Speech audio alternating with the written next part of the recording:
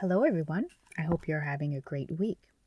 We are getting pretty close to the end of the book, The Case for Miracles by Lee Strobel. After this chapter today, we'll have one more chapter and then a conclusion that I'll talk about. I would also like to make one more video showing miracles that anyone would like to share. So if there are any miracles you would like to share and you haven't gotten it to me yet, please let me know. So that will be a second video on miracles from family and friends. Today's chapter we're reading is called Embarrassed by the Supernatural, Chapter 7. Have you ever felt embarrassed about talking about something God did in your life? I have. I was in a conference room surrounded by my pastor, several of the church's elders, and a college professor of theology. They were interviewing me for ordination as a minister. I had left my journalism career and joined the staff of a large church in suburban Chicago. Being ordained was the next step. I had no problem sharing the story of how I went from being an atheist to being a committed follower of Jesus. I had used my journalism and legal training to investigate the scientific and historical evidence for Christianity. I knew that would make sense to the people in the room. They would certainly relate to how God used logic and reason to lead me. But I was wrestling with how much I should tell about the rest of my story. Should I mention the dream I had as a kid, when an angel appeared to me and gave me a prophecy that came true 16 years later? What would they think if I described something supernatural like that? Of course, everyone in the room believed in a miracle-working God. Still, would they think less of me if I began chatting about dreams and angels and personal prophecies? Is that a step too far? Would mouths fall open if I made the claim that my dream was an actual encounter with a messenger from the Almighty? Where is the line between sheer irrationality and a reasonable belief that God has intervened miraculously in my life? In the end, I did tell them about my dream with the angel, and no one thought I was weird, and they ordained me as a pastor. But I have always remembered how uncomfortable I felt about sharing that part of my story. In fact, to this day, I almost never refer to the dream in public. That's why I was interested when I saw a blog post entitled, Embarrassed by the Supernatural. Without even reading it, I could relate. In America today, even Christians like me often hesitate to talk openly about divine interventions in our lives. We don't want to be seen as weird. We don't want to be lumped with TV preachers or phony faith healers. We want to be respectable and accepted by people in our secular culture. The result? In our churches, and even in our prayers, sometimes we hold back from fully embracing the God who still performs miracles. I noticed that the author of the blog was a professor at Baylor University, just a few hours from my home. I decided to go talk with him. Expecting the ordinary. Professor Roger Olson has been part of churches from a variety of denominations. He has been a Pentecostal, a Presbyterian, and a Baptist, so he is able to talk about different kinds of churches from experience as well as from his studies. We discussed the idea that some churches today act as if God isn't present, planning things without thinking biblically, not trusting that God can and will provide for the congregation if they're following His will, or truly believing God is a part of our world and our lives. The situation varies from one denomination to another, Professor Olson told me, but I agree that American religion in general has become secularized. That is, a lot of churches don't really believe that God intervenes or guides except through what we might call human wisdom and reason. The truth is, they don't really expect God to do anything except in their interior, personal, spiritual lives. Can you give me an example? I asked. We still hold on to the idea that God can change people, but mostly we mean God will help them turn over a new leaf rather than a radical transformation. When that kind of radical rebirth does happen, we go, wow, we didn't really know that could still occur. I wish it would happen more often. But then we sink back into not really expecting it to occur again. After all, we don't want to get too fanatical. Still, I said, balance is important. True, I've been in churches where the opposite attitude prevailed and people thought miracles were an everyday occurrence. Everything became a miracle. That's another danger, too. It takes away the specialness. To me, the book of Acts is the best guide. I mentally scrolled through Acts, which tells the story of the early church. The apostles seemed to go around expecting that when they told people about Jesus and his resurrection, something supernatural might very well happen. But that's not true today, Professor Olson said. All we expect to happen these days, when we proclaim Jesus and the resurrection, is that people will nicely nod and say, "Oh, we agree with that." Then they go home and live as if that's not really true, because they don't expect miracles to happen anymore. They don't expect God to do things that are inexplicable or baffling. Why are we whispering? Whether they recognize it or not, many American Christians believe that miracles belong to the past, biblical times, and elsewhere, mission fields. They don't think of miracles as something that could happen in their lives.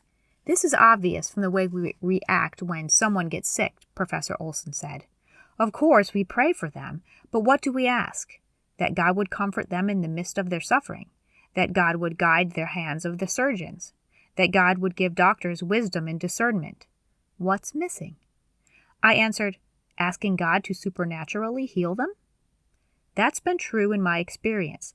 Back in 2012, when my wife Leslie found me unconscious on our bedroom floor, I was rushed by ambulance to the hospital.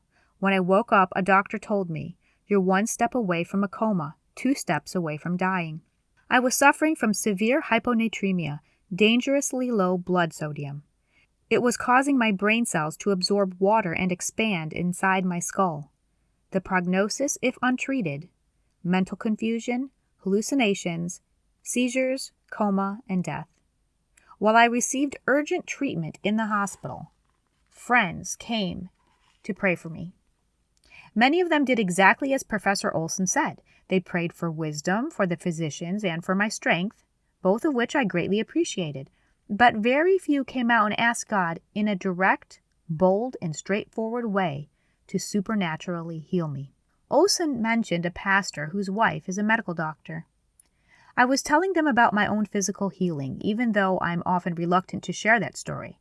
Then the pastor lowered his voice and said quietly, "You know, my daughter was very sick, and I anointed her with oil and prayed fervently for her, and she was healed. It was absolutely supernatural." And I thought, why are we whispering? I chuckled. Seems like he should be shouting about this. "Well," said Olson, "that illustrates the problem." Then he admitted to me that his church probably wouldn't respond favorably to his story. No modern miracles. Some Bible-believing theologians say that God is no longer offering a spiritual gift of healing. Others say miracles themselves have ceased. They believe that once the Bible was written and the early church grew during the Roman Empire, miracles were no longer needed, and so God stopped doing them. Olson doesn't agree. My mother died of heart damage from rheumatic fever when I was 2.5 years old, he told me. At age 10, I contracted strep throat and was very, very sick. My family believed in God's healing through prayer, and doctors were a last resort, but they took me to a doctor who wrote a prescription for penicillin. The penicillin might have cured young Roger Olson's strep throat, but his stepmother threw the prescription away. She said, "I don't think you really need this," Olson explained. Well, a week later, I developed rheumatic fever, just like my mother. I was sick and in and out of hospitals for 3 months. Rheumatic fever attacks the valves of your heart. Most patients eventually need heart valve replacement surgery. That didn't exist when my mother died. Young Roger developed a heart murmur as a result of his illness. The elders of the church went to Olson House. They anointed young Roger with oil and prayed for him. Later, Roger went for his weekly checkup. The doctor said, "I don't hear any murmur, and your blood test for inflammation is normal." Today, Roger Olson has 0 heart valve damage. He goes to the cardiologist every year to check. The cardiologist always says the same thing: "You don't have a rheumatic heart." Still, it's very scary to think that your stepmother throws away prescriptions for the antibiotic that could have prevented the rheumatic fever in the first place, I said. I don't think it's the best approach to say, "God will heal me, so I'm just going to pray," Olson agreed. Usually God works through natural means. He expects us to make use of the gifts he has provided to us, such as medication and technology. Otherwise, it would be like expecting manna to fall from heaven when there is a grocery store down the block. I smiled. That's a good analogy. The best approach, he concluded, is to merge both prayer and medicine. The Pentecostal church the Olsons attended had no problem accepting young Roger's healing as a miraculous gift from God. For them, the supernatural was an ever-present element in their lives. Olson remembers when the little boy from the church accidentally opened the door and fell out of the family car while it was going down the road. When his parents rushed to pick him up, they thought he would be dead, but instead he was just standing there. They said, "What happened?" He said, "Well, didn't you see the man? He caught me." Some Christians may believe that miracles happen only in Bible times. Professor Olson is not one of them. Mission field miracles. Some people say that God no longer does miracles in places like the U.S. They admit he does still do miracles in Africa and other places in the third world because that's the leading edge of the gospel. Does that explain why so many American Christians have never experienced a miracle? Has God just stopped doing them here? We've already seen that there truly are areas of the world where God seems to be working especially strongly through miracles, if you see the videos on chapters 2 and 3. But Olson warns against assuming that God is done with miracles in the U.S. We need the supernatural as much as they do in China, he insisted. America is still a mission field. I suspect that real Christianity is a minority, even among people who call themselves Christian. Too often, we think we only need apologetics, evidence, debates, and arguments to spread the gospel here rather than to see God do a supernatural work. Professor Olson's classes at Baylor attract students from around the globe, including third world countries where Christianity and its attitude toward the supernatural look quite different than in the United States. When these African and Asian students see Western evangelicalism for the first time, Professor Olson told me, they say, "This is not our Christianity. Our Christianity in Africa is surrounded by spiritual warfare. We can't brush it off as superstition. God really intervenes and does amazing things, but we don't see that here." Why not? These students say, "We think it's your prosperity, individualism, materialism, and lack of belief in the spiritual world." Olson agrees. In fact, he said, "I can almost predict by the brand of cars in the parking lot what the church believes. The more prosperous and educated we are, the more likely we are to substitute our own cleverness and accomplishments for the power of prayer. That's the seductive power of prosperity. It makes us less reliant on God. We think we've got everything under control." He went on to say, the richer we get, the more education we attain, the less comfortable we are with the miraculous. If we don't feel we need it, really, we're getting along just fine. After all, we're successful. Then he added an observation I really related to. Many Christians don't really believe in the supernatural until the doctor says, "You have a terminal illness." I can remember lying in my hospital bed when the doctor told me that I could be facing death. I suddenly felt desperate and dependent on God to rescue me. No question about it. Times like that strip away our self-sufficiency and leave us frantic for God's direct supernatural touch. Before an experience like that, Olson continued, many people don't make room in their life for God to do anything supernatural. Oh, sure, they believe in God. They love Jesus. But he's an image much more than a living reality. Fear of failure. God's failure. Once when I was a young staff member at Willow Creek Church, I had to fill in for a pastor at a prayer meeting. The prayers were for people seeking healing from God. About 100 people gathered in our chapel as we put James 5:14 into practice. "Is anyone among you sick? Let them call the elders of the church to pray over them and anoint them with oil in the name of the Lord." My role would be to offer a general prayer on behalf of everyone there. For those who wanted individual prayer and anointing, several of our elders were on hand afterward. I have to confess that I felt conflicted. Much of the prayer came easily, asking for God to provide wisdom to the physicians, to comfort those who were suffering, to relieve pain, to strengthen hope and faith, to guide the hands of the surgeons, and so forth. All of that, of course, was important. But when it came to specifically asking God for healing, how bold should I be? How strongly should I phrase my request? My secret fear? What if I stuck out my neck and asked God for healing and nothing happened? Was I copping out when I concluded my prayer with, "Your will be done"? Ultimately, I prayed as authentically as I could. I did ask God to supernaturally restore the health of all those gathered, but in the back of my mind I wondered if He would really come through for them in this world. Selfishly, I fretted that my own reputation was at stake.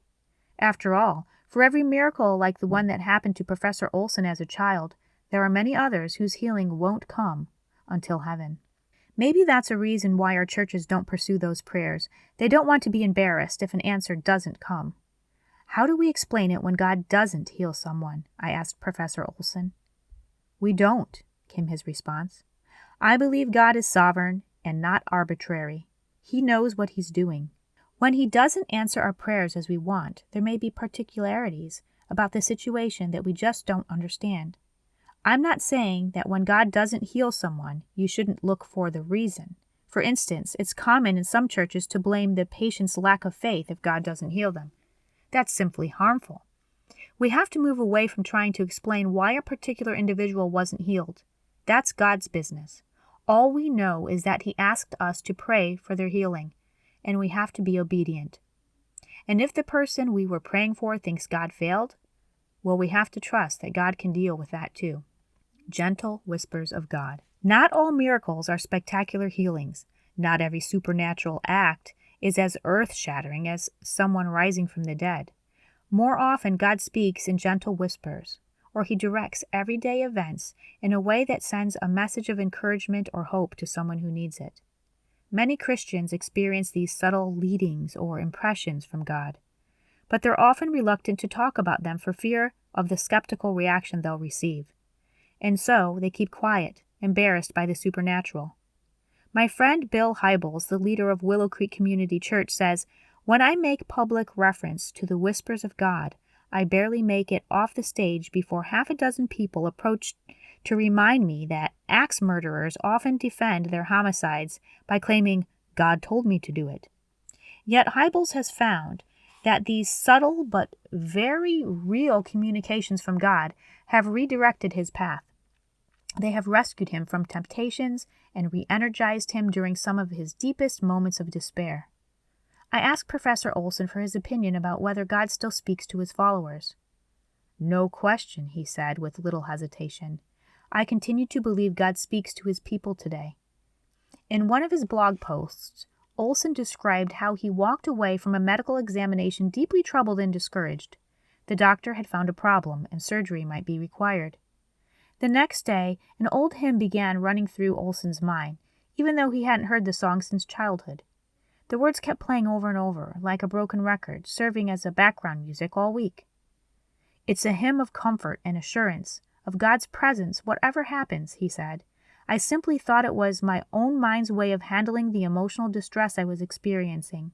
That Sunday, Olson went to his wife's church, where he noticed that the first hymn to be sung was number 220, which was "Crown Him with Many Crowns." He reached for the hymnal from the rack in front of him and turned to number 220, but that wasn't the song he found there. Instead, he found the hymn that had been running through his mind all week. "Then I noticed that the hymnal I grabbed was not the church hymnal, which doesn't even contain that hymn," he wrote. "It even had a different church's name embossed in gold letters on the front. I have never seen that hymnal before. It didn't belong there. I have no idea how it got there." Indeed, it was the only one of those hymnals in the sanctuary, and it just happened to be in the rack directly in front of where Olson sat down. "So, what to make of that?" Olson said. "Sheer coincidence? Possibly.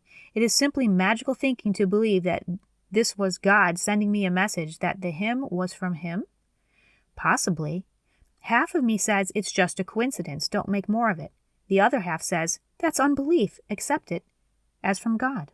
Often, Christians are nervous about these God things. People have claimed to hear some pretty crazy and dangerous things from God. It's important to remember that nudgings from God today do not have the same inspiration and authority as Scripture. Everything must be tested against the Bible. But like Olson, Hybels, and many others, I believe God does do God things today, even to the point of sending an angel in a dream to assure a spiritually confused kid that someday he would understand God's amazing grace.